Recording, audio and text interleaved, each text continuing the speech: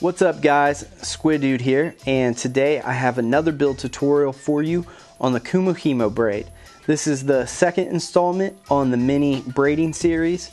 On the first video I did a vertebraid using the finger loop method. In this video we're going to be doing a basic Kumihimo braid, and just like the finger loop braid, the Kumihimo style of braiding offers a bunch of different variations. You can do different strand counts, you can do a round braid, a flat braid, a straight braid, or a spiral braid.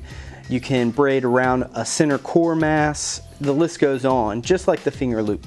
However, the Kumihimo method is a little bit more challenging and it takes a lot more time. So if time is an issue, definitely check out the vertebraid tutorial. It's a lot easier. You can pick it up first try. This one is going to be for more of your enthusiast builders out there who like a good challenge. So let's get straight into it. For this build, we will be using a Kumihimo loom. There are various size looms and shaped looms, but for this particular build, we will be using the round one.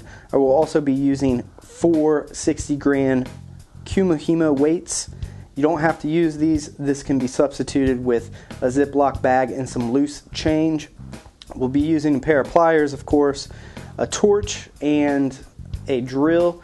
Those don't come into play until later on, towards the end of the process, and they're nice to have.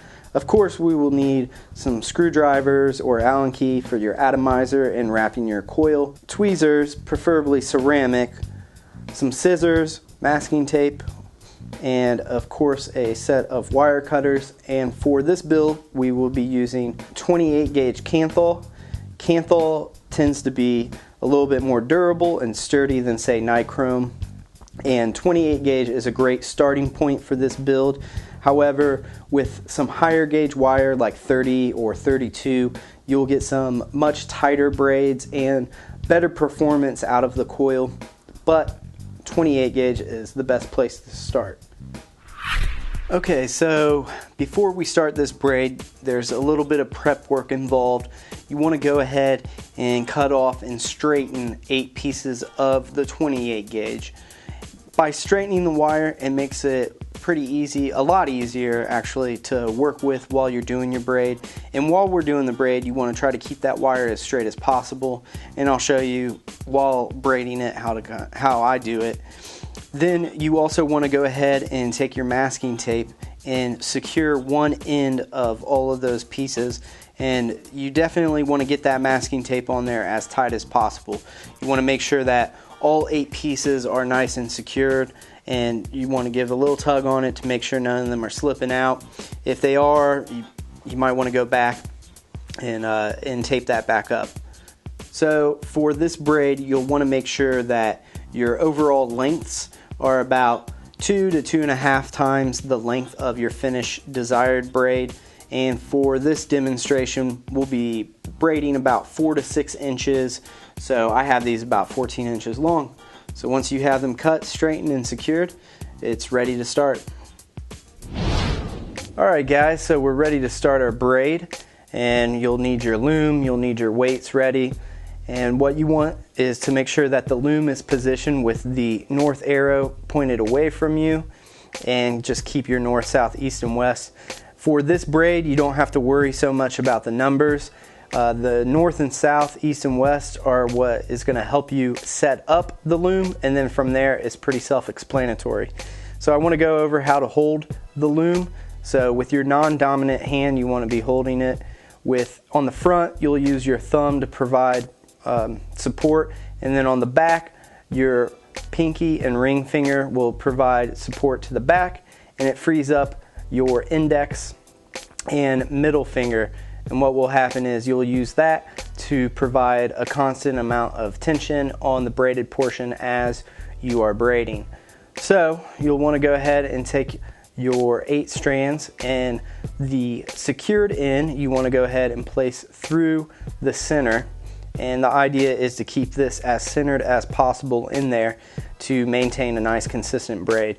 As I mentioned in the first braiding video, with any braid, consistency is key to getting it to look nice and good and even. So go ahead, get it centered, and clamp down with your index and middle finger. And then you'll go ahead and set up the loom.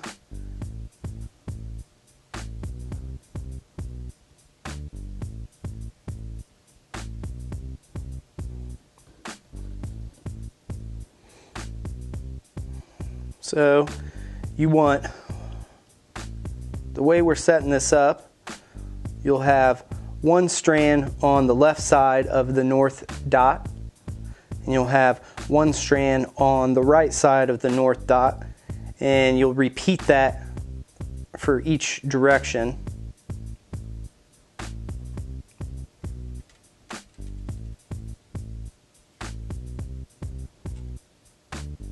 Once you get all the pieces of wire positioned initially, you might have some strands overlapping each other, and you definitely don't want that. So just take a moment to reposition these wires to where they're all coming out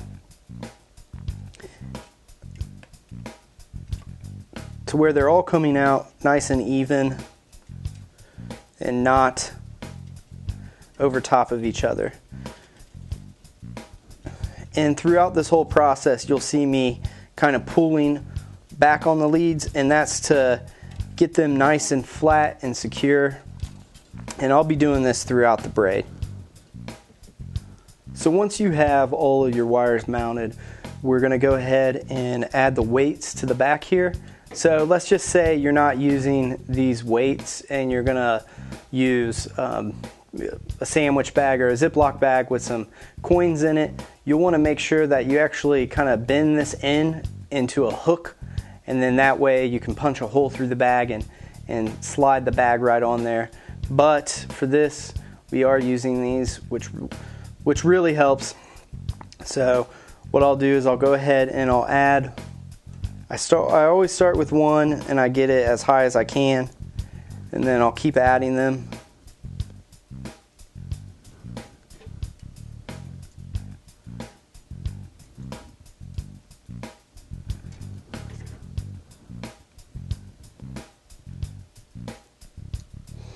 So yeah, once you got those weights on there,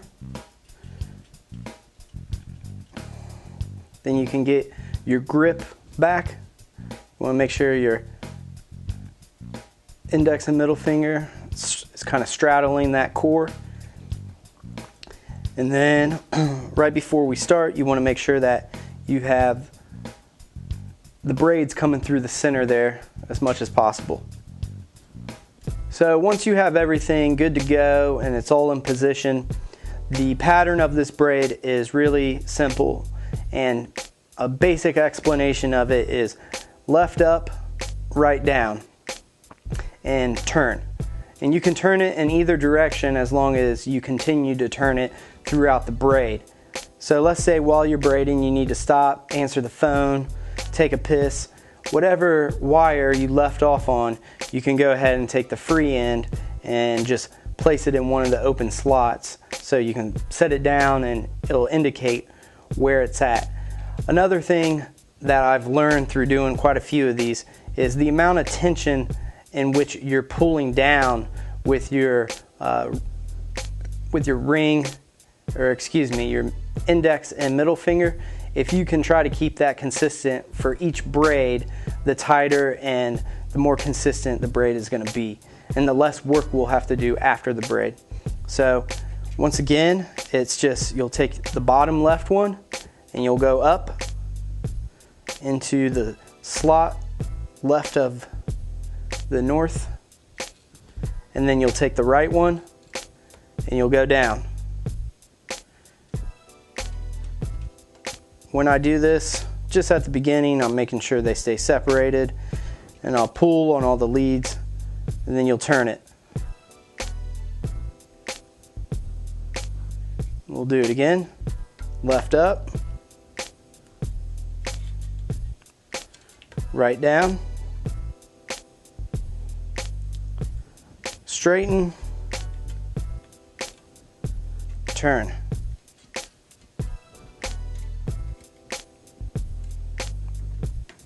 Left up, right down, straighten, turn, left up, right down, straighten, turn. So another trick I've learned, or it just helps, is what you'll notice is when you go and you're moving the braid up and down, you'll notice that sometimes the wire on the where it's being braided, it'll get snagged. So I'm just gonna over exaggerate this, but sometimes I'll bring it out and then bring it over and then back into its position. And that move was a little exaggerated, but you'll understand what I'm saying when you're actually doing this braid. Once you get the rhythm of this, it's pretty easy. Get some good music going. You can get this braided pretty quickly.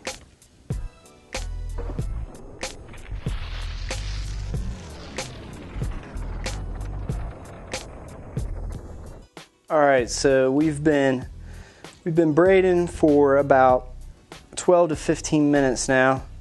I just want to show you guys what it's looking like. So we got about 3.5 inches of usable wire there. So we'll go ahead and continue the braid and wrap this up.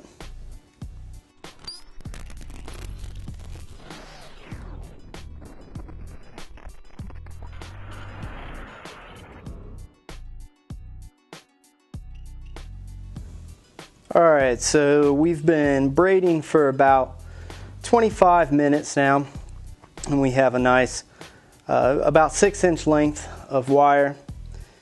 And so when we get to the end, what I like to do, you don't have to tie it off or anything, you just, because of the next process, but what I will do just to kind of hold it in place is I'll take the last wire that I was working on and feed it up and underneath and fish it back through on the other side just to kind of help secure it when you take it off.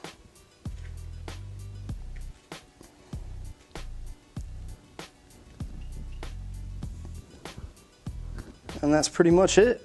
Take it off the loom.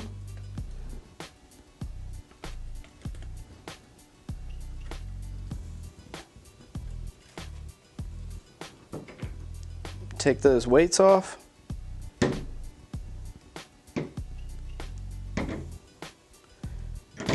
We'll move on to the next part.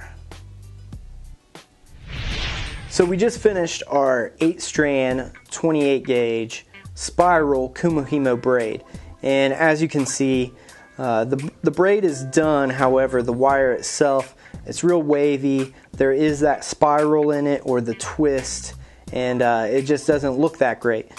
So we have 2 more steps to kind of pretty this up and reduce some of the spacing in between each braid. We're also going to take that twist or spiral out so it's a little bit easier when you go to coil it up.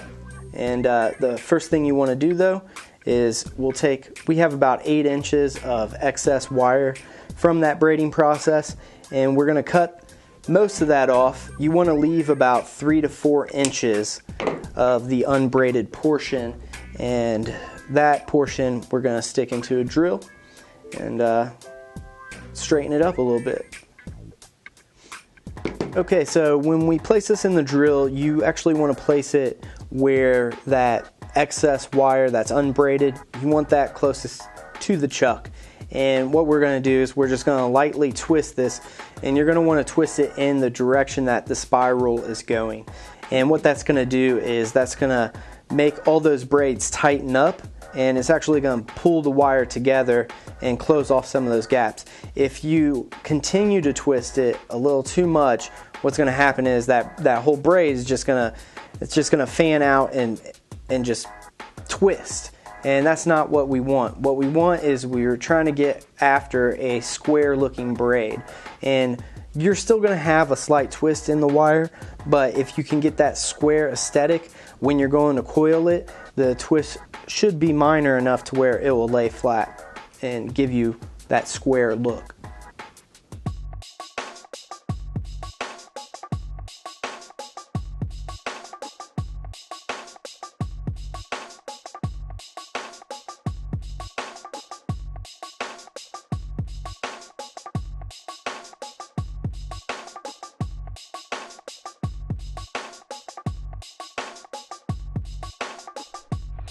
So just like in the first braiding video, we're going to use that same technique, and I'm going to place this in the vise, pull up on it and pull some tension on it while hitting it with some heat, and that's going to bring that braid tighter and make it look a little bit more consistent.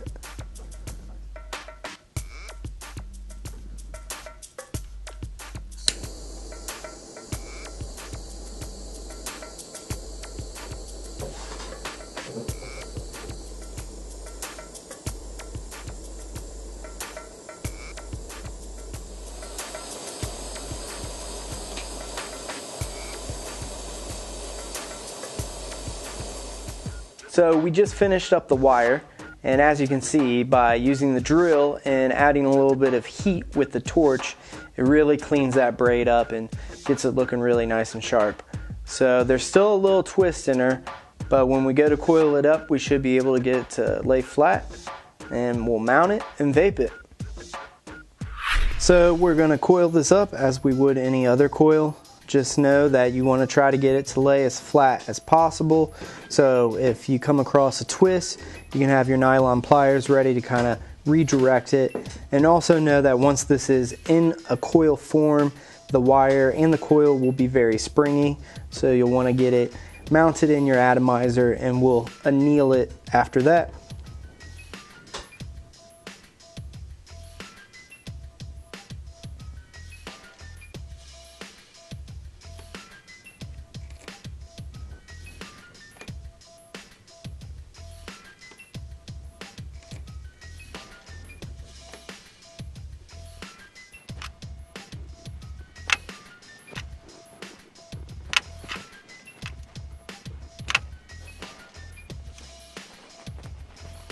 Alright, so we did 5 wraps around a 3mm screwdriver, and it's ready to be mounted.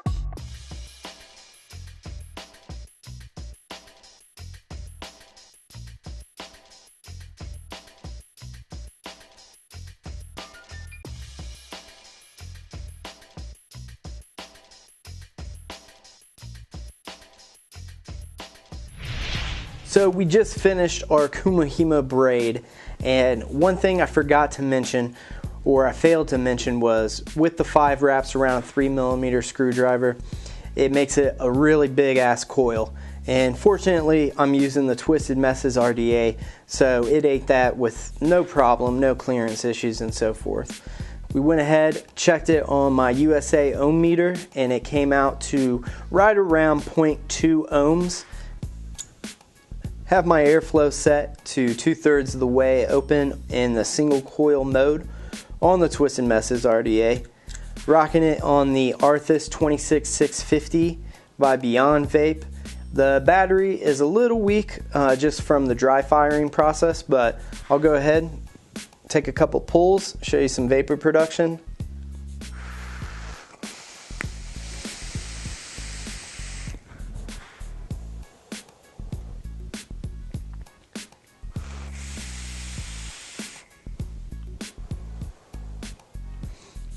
So it does have a little slight ramp up, especially on a mechanical device, but coming in at 0.2 ohms, you can run it on quite a few different high wattage devices. Flavor is great.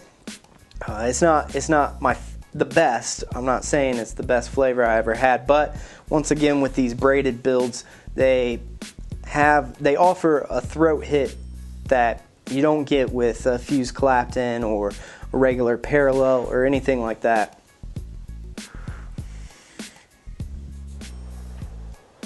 Nice airy draw as well. Real comfortable. It's a real smooth speed. It's a change of pace for me. I usually like my vapes just like instant, and it's nice to change the pace every now and then.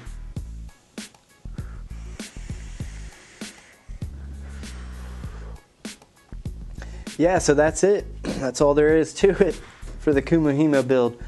Thanks for checking out the video. If you have any questions, leave them in the comments below, and thanks for watching.